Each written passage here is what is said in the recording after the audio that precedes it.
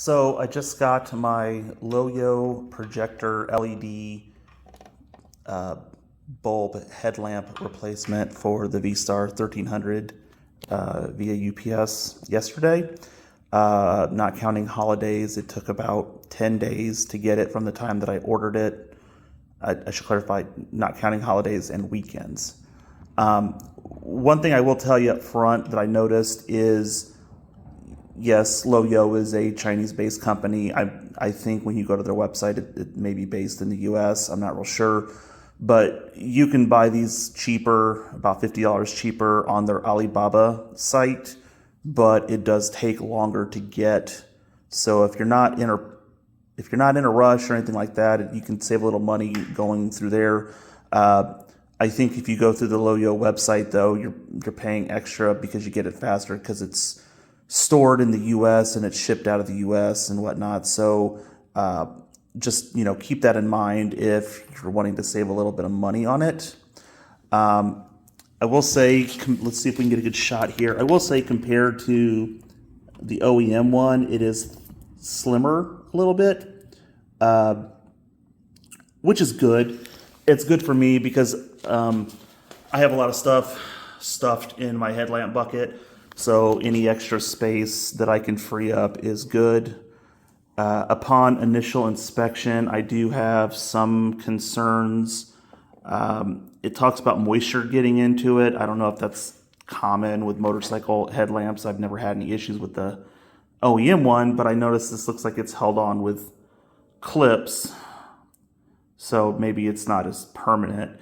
It does say you can get the moisture out by removing these vapor locks, but it doesn't really give any instructions on how to remove them or anything like that. So I don't really know how to do that. So if it's an issue that comes up, we'll see. But for the moment, I'm not going to worry about it. But I won't lie, I do have some quality concerns, but I just bought it, so it's too early to tell.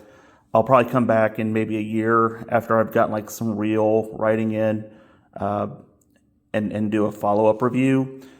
It's October in Missouri at the moment, so I might get some more writing time in, but probably not too much. And next year I'm planning some longer rides. So, maybe we'll come back in a year and see how the quality holds up. Beyond that, it seems pretty weighty. It's not as heavy as the OEM. It's got fewer stuff in it, but well, maybe about the same. It doesn't have as many of the gears and stuff, but it does have the LED components.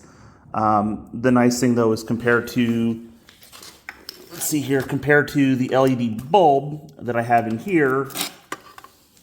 So as you can see, it's got this big cooler, and then it's got the converter to drop down the voltage, and those take up space. So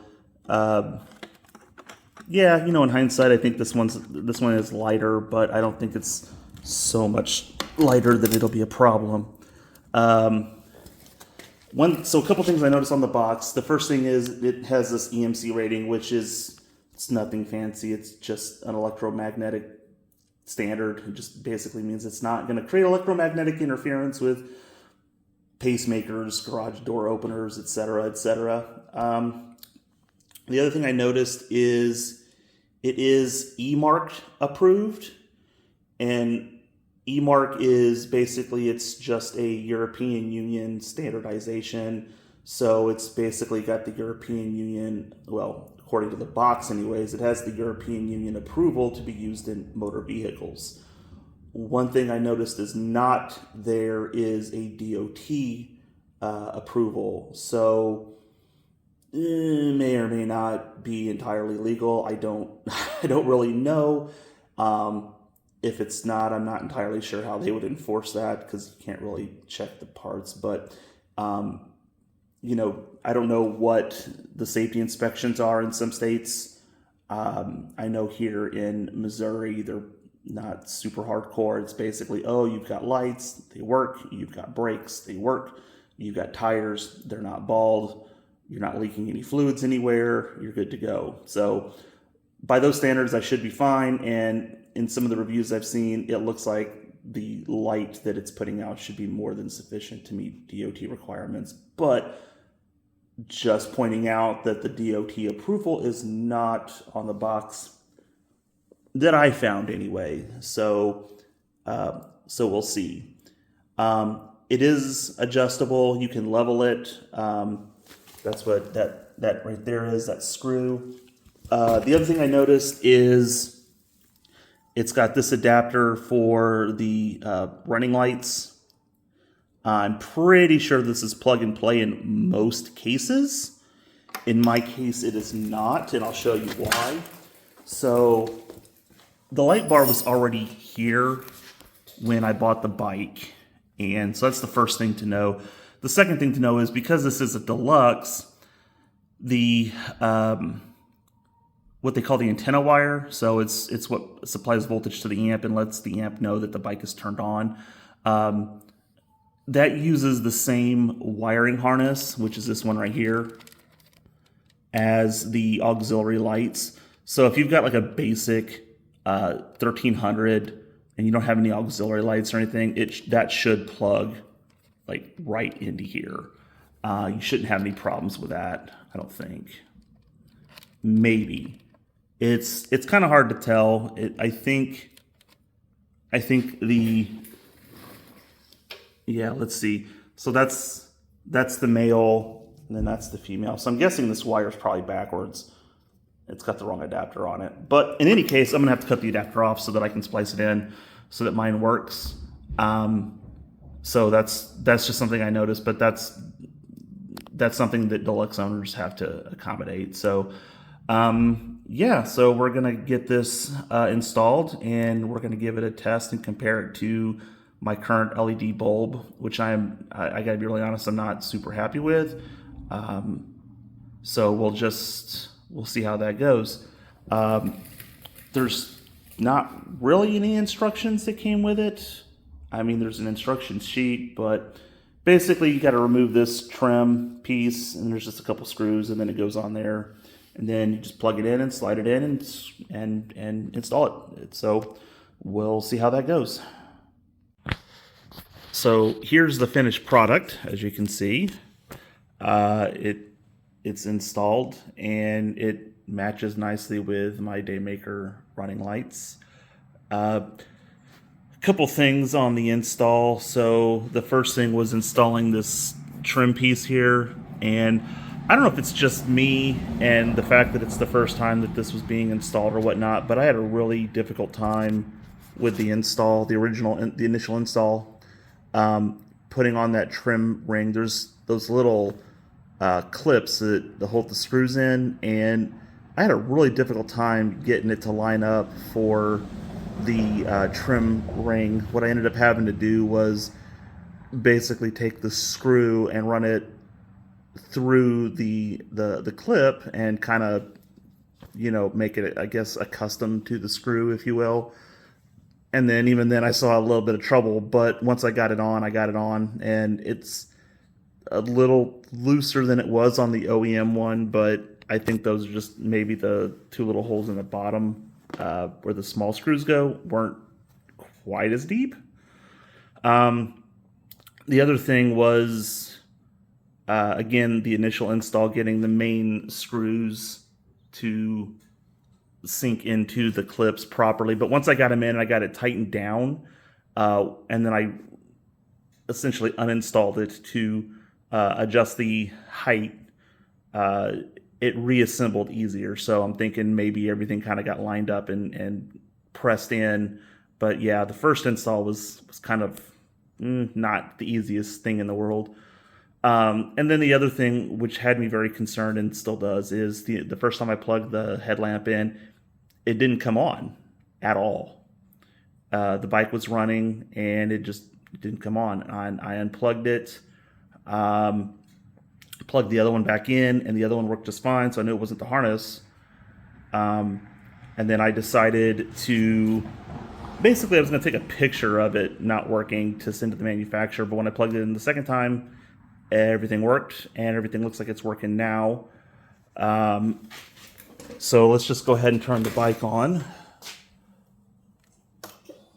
wait for the pumps to charge up. So, you know, there's my running lights, or my OEM run lights, I should say.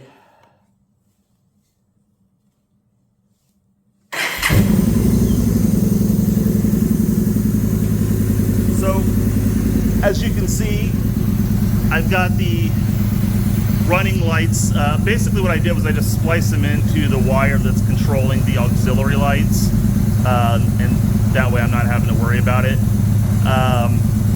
And as you can see, the brights and the low beams all work, and it's pretty strong. Let me go ahead and turn the bike off.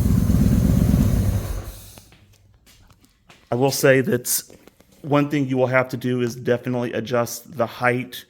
Mine was a little tight at first, but once I got it moving, it turned okay until I got to the end. Then I had to use a screwdriver, but I would say be careful turning it, because there have been a couple people in the feedback on the manufacturer's website who said that they have accidentally broken the adjuster, so it can be broken if you're not careful. It's also like default very, very high. Let's see here. I don't know if you can see my marks. Where are they at? There they are. Yep. So there's my marks. You can kind of see where they're at. And the initial spray was way up towards the window. So it was really high. I had to adjust it, but once I got it adjusted, everything turned out pretty well. And here now what I'm going to do is I'm going to compare the original LED I had, I should say, compared to this new LED projector. And we'll see how that looks. So this is the before, and as you can see, the spray is pretty far apart. I do have it leaning at an angle, and there are, you know, running lights on here, but as you can see, it's not super duper bright, and it's scattered pretty far. And this is just an LED bulb I got off of Amazon.